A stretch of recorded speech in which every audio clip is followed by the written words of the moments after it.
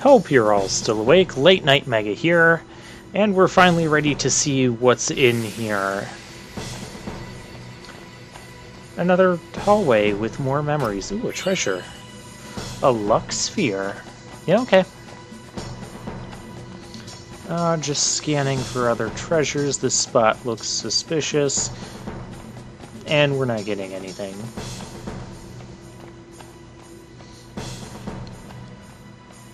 Okay.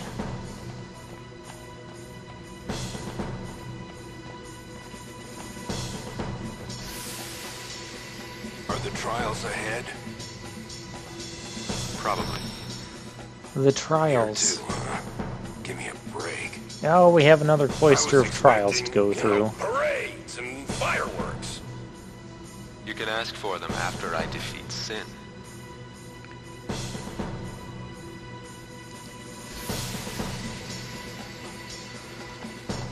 But yes, we do have a Cloister of Trials here. However, yeah, I'm not going to spoil it. It's not like the other Cloister of Trials. This one, well, most of the Cloister of Trials were different from each other, but this one especially, because in this Cloister of Trials, we have to play Tetris. Yep, that's what we're doing. Actually, how this game of Tetris works is you touch the block, and you see the blocks will light up. It's always the same blocks in the same spots. So it's just a matter of figuring out which tiles will light up what. That lights up the block, and if you step on a wrong block, you reset the puzzle. So it's kind of guess and test. The tiles on the floor, you can tell that they are kind of different colored, but it's still kind of difficult to gauge where exactly these different tiles are going to light up, especially when you have multiple groups together.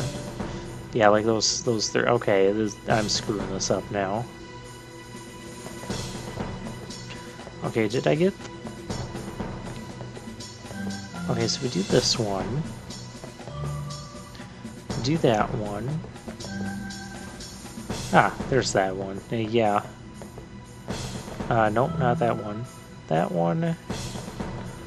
And the one back here. And once you light up all of the corresponding pieces, you've completed the puzzle.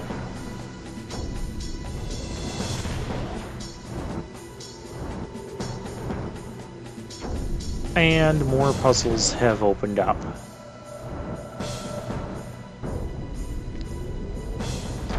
Well, isn't that wonderful? The other puzzles are actually in the next room, but what we have to do is push one of these statues in there, and that will light up the puzzle we tried to solve. As you can see, the next room going to get a little bit more complicated. You can touch the lighted spots now.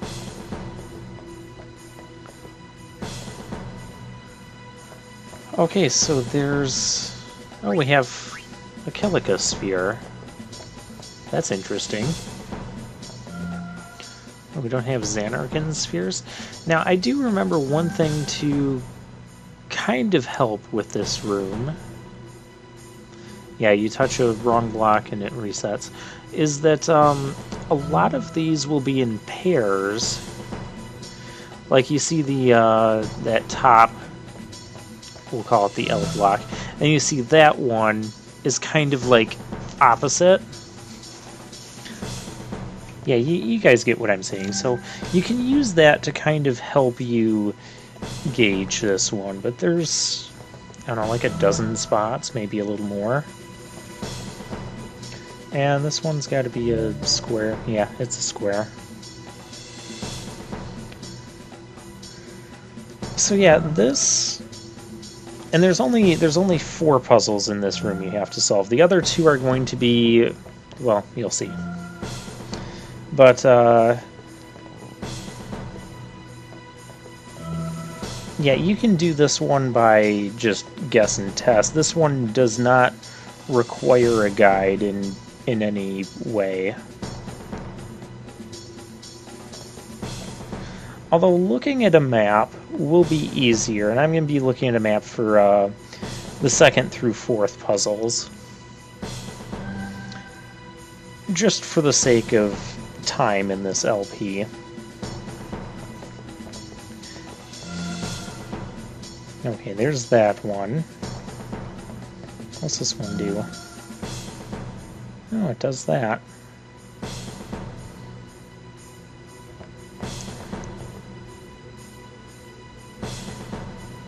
And so right now I'm still just kind of getting a feel for where all of the blocks are.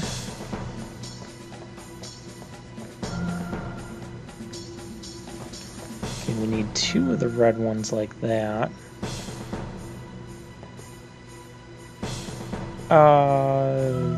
Yeah, that one. And then the one over in this kind of opposite corner.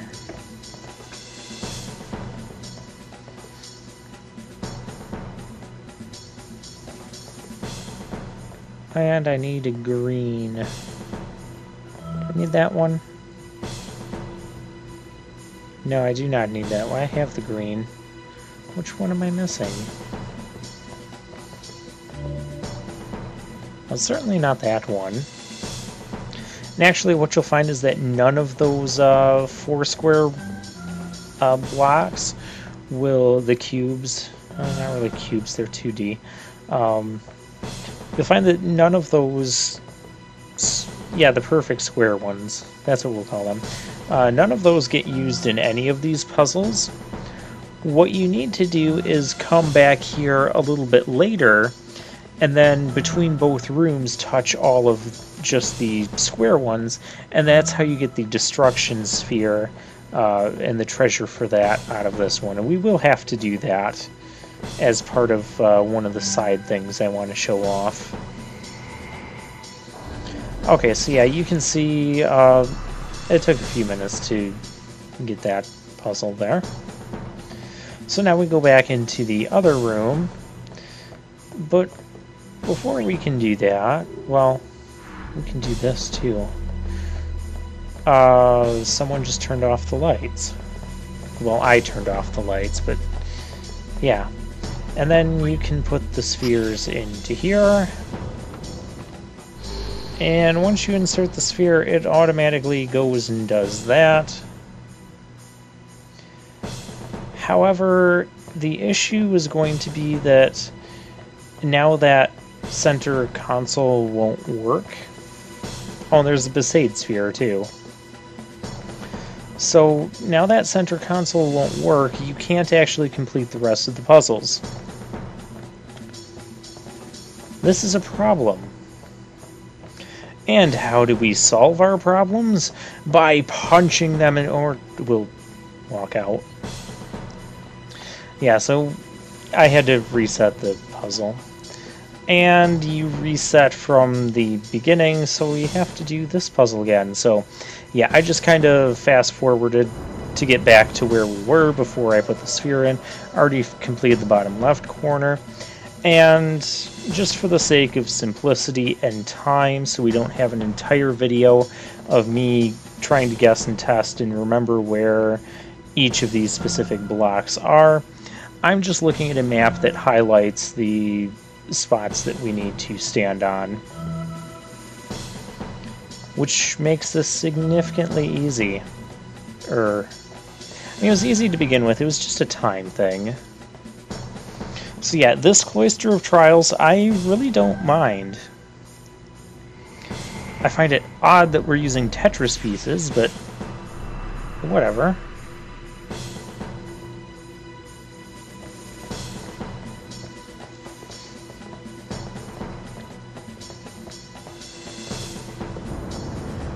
So yeah, save those 2 center pedestals for the end. That's a lot of red 3 square pieces. Do we even have that many? Okay, yes we do, because, you know, you can complete the puzzle.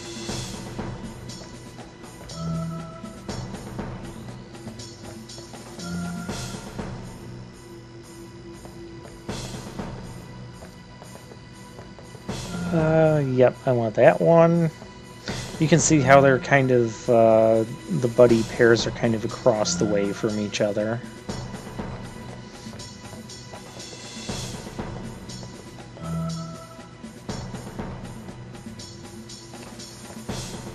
And there's one more I still need to touch. Yeah, the green one.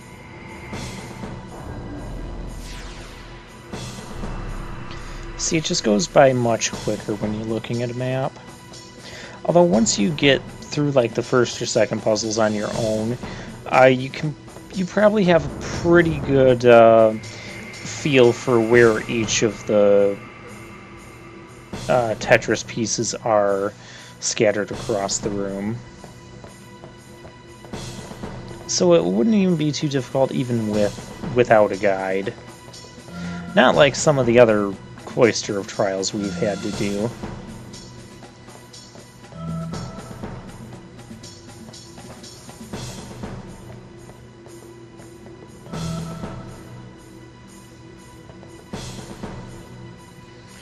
Alright, that green one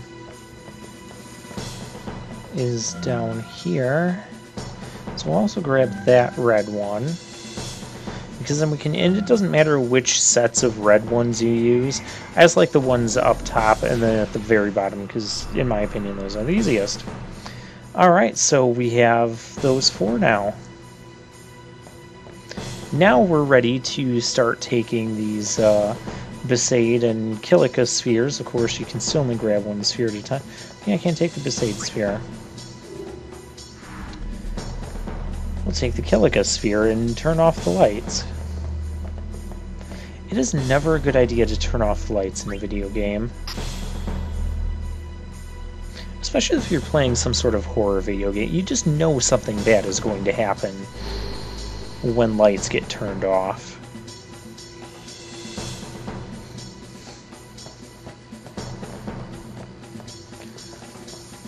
And now we get the Besaid sphere. I still find it odd that we have Kilika and Besaid spheres here, but we don't have, like, Jose spheres or Bevel spheres. I mean, if they were going to do something like that, I would have thought they would have, like, spheres for each of the places, and then have Xanarkin spheres, or just have Xanarkin spheres, like, and keep the pattern of all the other trials. I don't know why it's that way. I don't know what the difference between Besaid and Kilika spheres and Jose spheres are and all that. We have a save point. I recommend you use it. Because, unlike other trials, something bad is about to happen. You can even see it on the screen there. And we have boss music.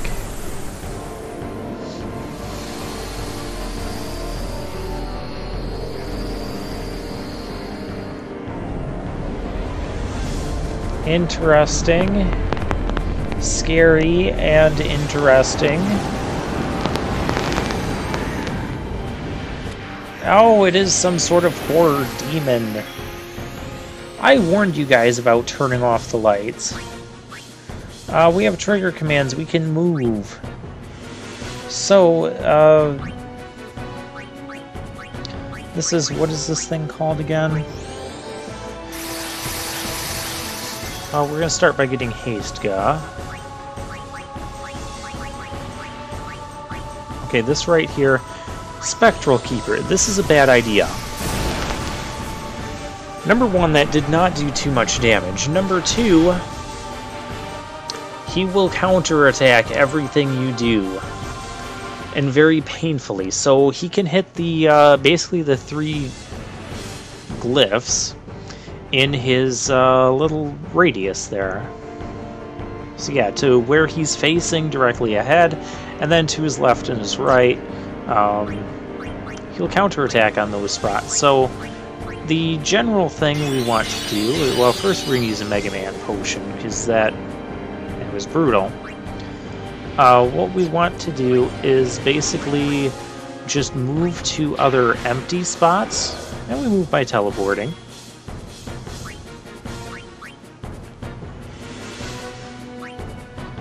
And there's a couple different ways you can do this. You can try and get your entire team out of the way. The problem is, the boss has his turn next.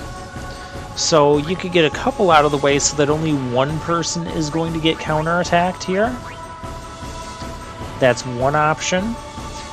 Or you can try and get everyone out of the way, and if everybody's hasted, you should be able to get like 1 or 2 turns of attacking where he's just counterattacking the air.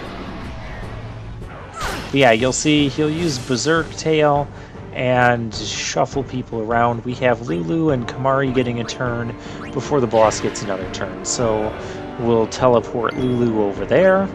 Or should I say, Lulu. Hey, there's Waka. Element reels. Good time as any. Alright, just pick whatever for the first one. He does not have an elemental weakness, as we saw by Sensor. And then we can line up the other two. And Waka Waka, boom! That did decent damage.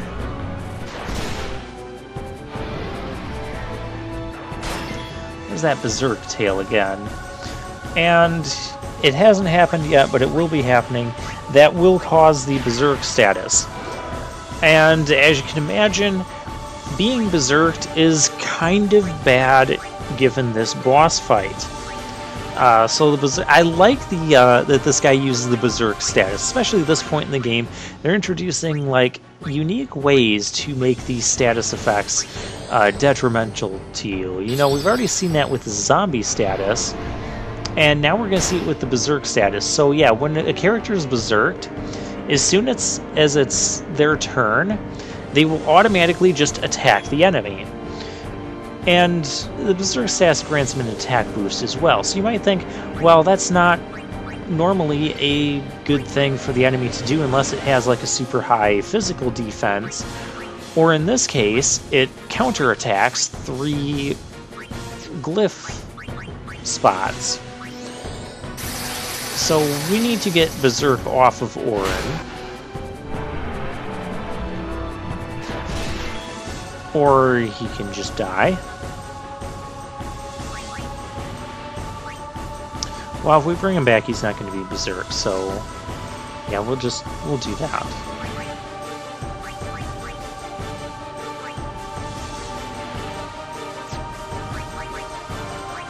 I think we'll do that. Okay, there we go. And he lost his haste status. So that's also unfortunate. We'll Cura him up. Glyph Mine.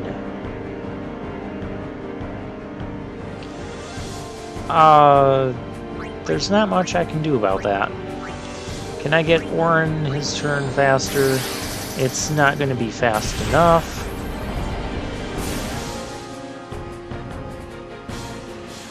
And I don't think you can attack the mines. I think you just have to move away from them before this happens, because that becomes instant death. This is just not Orin's battle. And actually, the Spectral Keeper, he's a pretty tough boss fight. He's one of that group of tougher bosses in the game, even if you do know what you're doing. And even if you are abusing the haste in Haste-ga. Okay, we get a bunch of turns. Well, I should say that Yuna and Titus are going to get a bunch of turns before Spectral Keeper.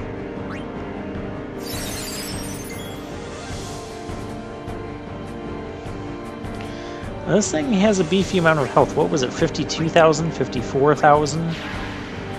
Yeah.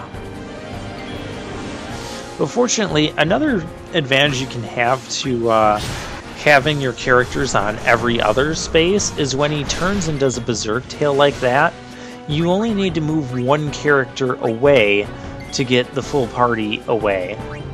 But as you can see, we only have a few turns after all of that recovery and moving to actually damage this thing. So we're going to try and make these count. Let's try Dark Buster. He's immune to that. Worth a shot.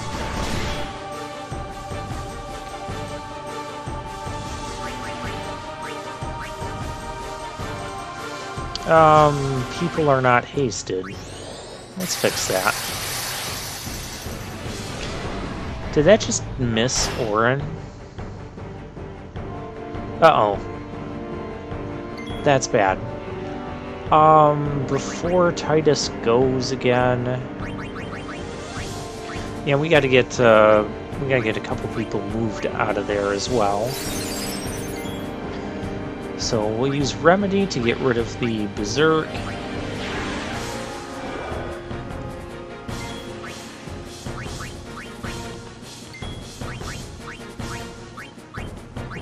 Yeah, you don't want to let more than one of your characters get the Berserk status. And if you have equipment that reduces the risk of Berserk, so you have Berserk Ward or Berserk Proof, that would be good here. Of course, you'd have to kind of know that before coming into the boss fight, which if it's your first time playing and you're not using a guide, you wouldn't necessarily know that. And we get one Faraga off before he uses Berserk Tail again. But fortunately, well, fortunately it didn't actually cause Berserk. Unfortunately, every one of our characters now needs to move before we can hit this guy without worrying about a counterattack. So yeah, I mean, this is kind of a neat concept, but this can become a very lengthy, grindy boss battle. In fact, this boss battle is going to last the rest of the video, so I just wish that using the move command had resulted in a much shorter wait time, or yeah, because we moved all our characters, we healed up, and we got one turn to try and do something, and oh, he's using Glyph Mine. And as you can see, Orin is not getting another turn until after those mines go off. I don't believe you can attack the Glyph Mines. I don't know. They come up in a turn order. Well, I just take this opportunity to try and do as much as I can. You have Flare, don't you? You don't have Flare yet. Titus, come out here and do something. Okay, that's what you did. And there goes Orin.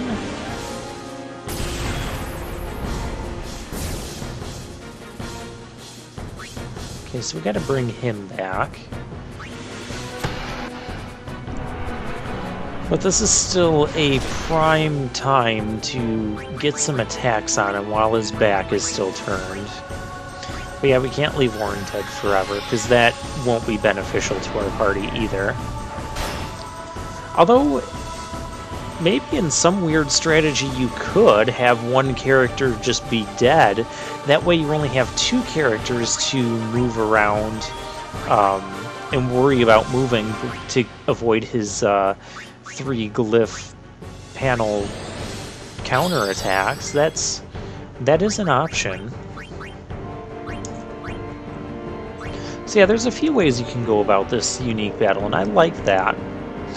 Now, I probably could summon Bahamut and just, since Bahamut's been doing over 20,000 damage with his overdrive, however, I want to save Bahamut's overdrive, and I don't want to have to refill it again. And I don't even know without backtrack. I mean, yeah, you can backtrack, but I don't feel like backtracking. I don't think we're going to get the opportunity to refill Bahamut's overdrive moving forward without running into a boss battle where I really want to use it. But enough of that. Yeah, that means we have another boss battle coming up. Yeah. That kind of happens when you're near the end of the game, you know? We had all those boss battles on Mount Gagazet between Baran and Yankee, and then Seymour's round 3, and oh, we're gonna kick it into overdrive with Titus. That wasn't awful. Oh, we get a lot of turns right now. Shooting Star Press. Go for it.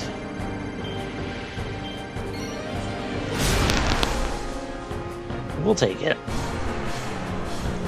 We've almost got this guy. We just can't quite do enough damage with... Lulu, do you got this? Finish it off with my favorite, Thundaga. What, you didn't finish him? What is this nonsense? Glyph Mine? No. How much health does he have? Really? 141? Fine.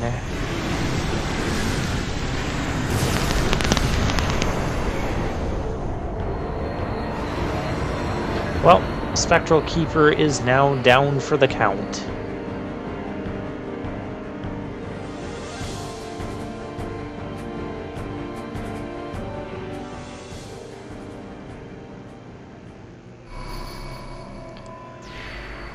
And with that, we have unlocked the elevator. I want to go back and save it. Here. No, I thought we were final somewhere summoning. else. Go.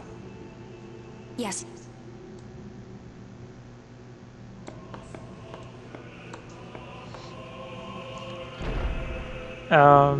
Shouldn't we go with her? The guy at the gate told us to, for the Guardians to go with her. Oh, a level 4 key sphere and a double What do header. you mean, no final Aeon?